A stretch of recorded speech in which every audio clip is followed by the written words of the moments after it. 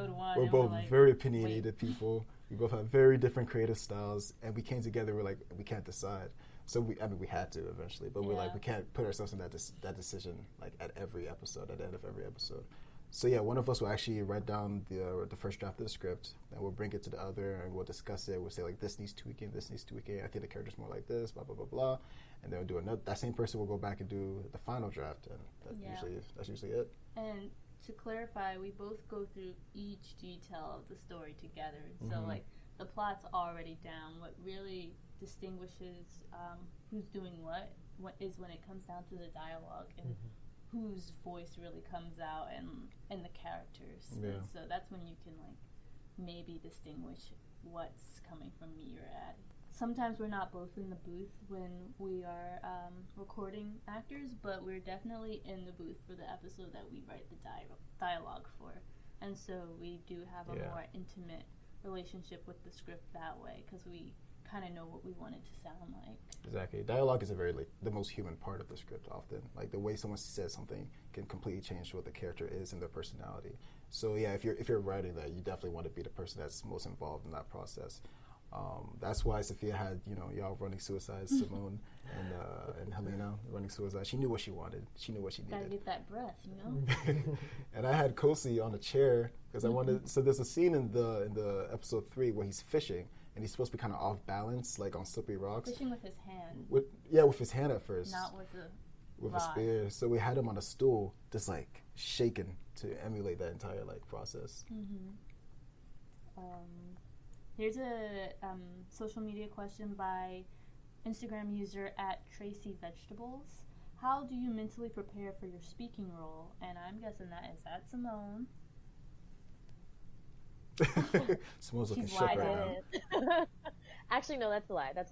I'm not Nigerian, so that one specific line, I was like, I called my best friend, she's Nigerian, she's Igbo, and I was like, okay, how do you say this particular word again? And I was like, would you be like, Nana? Because I was like, I wanted to add, because I think I went into the audition and I was like, Opiko, and I was like, oh, please. I was like, do Nigerians use that with their lovers? Do they, Yeah. I don't know. But I just research, I guess, and when you're reading about a character, especially when I was reading off the script, because there's just a one sentence description of who this person is. So a lot of it is you make it up on your own. So I think the most research I did was on the Nigerian thing, and then I was like, just talk to Helena, who played my girlfriend. I was like, talk to Helena how you would talk to anybody you would have a crush on. So it's just try to do that lovey, so yeah, that was just kind of how I got into that kind of Simone as Temmie kind of phase. We try to be really intentional about helping that process. You said, actually, you mentioned the icebreakers, which makes people more comfortable with each other.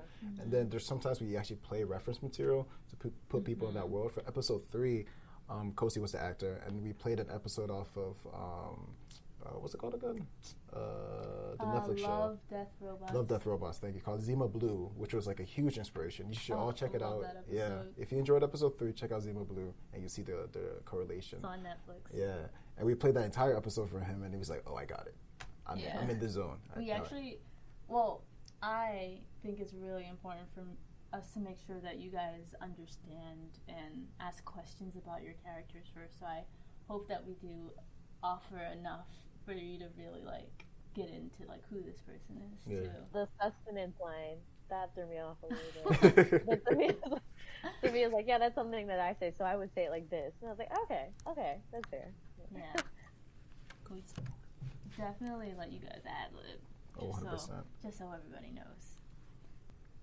And I want to ask if there's any more dying questions that anyone wants to ask, because I want to end with us announcing the poll, which was your favorite episode of the phase. So we'll end with that, and we'll announce the title of next phase. Phase 2. Phase 2. But yeah, first, any last questions or comments? Jason, what was your? I didn't even write this down, but what was your favorite sound design to create? I had a lot of fun with the Zora creation sequence. I was just like late one night. I was just playing around with like, okay, how can I like really amp up the energy here? And it ended up being like really like a musical sort of process. And I was like, planning on going and actually almost making it like a piece of music. There's like these repeating rhythms and stuff, and like, but I kind of I didn't quite do that, but like just like layering in the sounds and making it pretty dramatic. I had a lot of fun with that particular moment and build up. Yeah, that shocked me because I was Surprised like, what is this? What is this? But for some reason, I can believe it. Yeah, no, I was like very happily surprised. I was so confused and like in the best possible way. It was dope. Very dope. Yeah. A lot of that reminded me of the noises. I don't know if any of you have ever seen District 9. Yes. But yeah, it reminded me a lot of there was like cricket, whatever the cricket hybrids are. A lot of those sounds reminded me of that. I think like the design and work that goes into creating fictional character sounds is so underrated. Like it takes so much imagination to make that seem realistic and feasible. Just like you said with District 9, I truly believe that those were what the sounds that those creatures would create. And I think Jason did the same thing with the Zor. It was one of the hardest parts, honestly. Yeah. We talked at length about like what they should sound like and what they could sound like, and he really knocked out the park with that. Created each sound on his own. Yeah, the Zor, that's all my voice. Like That's your voice? What? Yeah. Bro. We didn't know that. See, we didn't even know that. That's your voice? Yeah. It was all the all the like all the vocalizations. Yeah. I just like. Oh, that's really was, cool. Imitating one of my cats, good job. basically. Yeah, thanks. Running through effects and stuff. And he made distinct sounds for like the emotions that Zoro would be expressing, like distress, frustration, anger. They all have like a distinct sound. That's had you told so us, impressive. We would have put you in the credits as Jason Charney as The Zoro, like actually, you deserved that. Nah, we gotta go and edit that now. No, it's fine. Okay, so let's go on to the best episode. Yep. So we're gonna end with the question that we asked earlier in this week, which was your favorite episode of the phase? And so we asked our listeners on Twitter, Instagram, and Facebook. Facebook is really lacking, but we got 5 votes from there. So total 38 votes, which is crazy because we actually get a lot of listeners, y'all.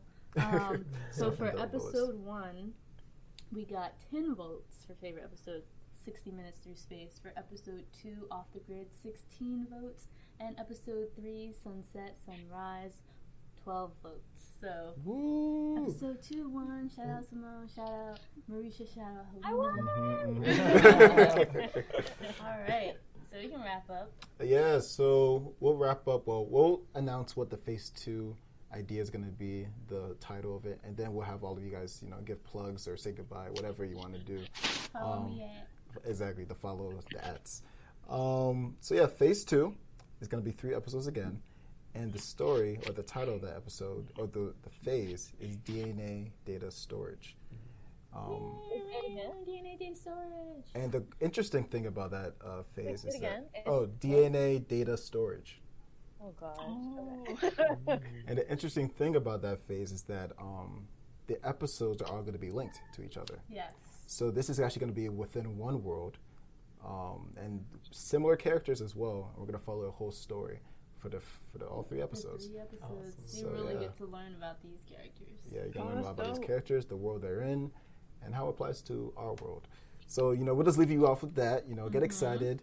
It should be coming out in the end of January. No, February. February. Yeah. This is the end of January. Yeah. The last Monday of February. All right. So we're not gonna plug our handles, are we? Yeah, I mean y'all know us, Upside Podcast. So yeah. Signing out as Sophia. Thanks guys for coming. I really appreciate it. Signing out as a day.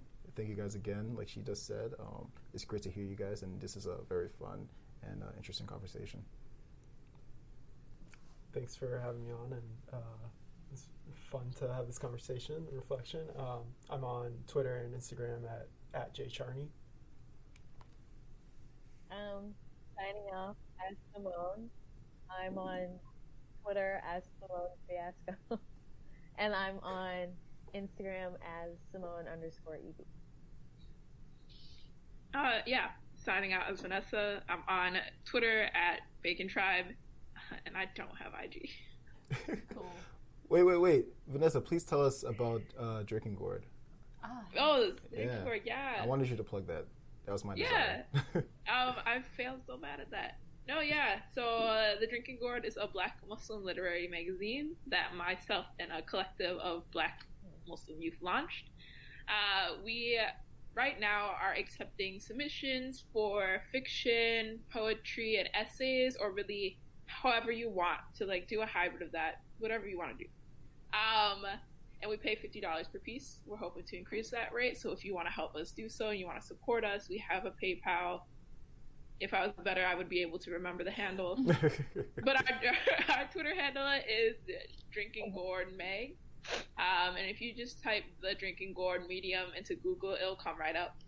But yeah, we have no specific theme. We're open to anything. And if anybody's interested in contributing and wants to work out a story idea, you can also hit me up directly and I'll be happy to work through something. Dope. Yeah, they're doing some good stuff. I'm very excited for that myself. I share that with my grad cohort. Yes, please do. Ooh. All right, y'all. It was nice talking to everybody, and we'll talk to you all later. All right. Thank you. Be on the lookout for episode 4, phase 2. And again, last Monday of February, everybody.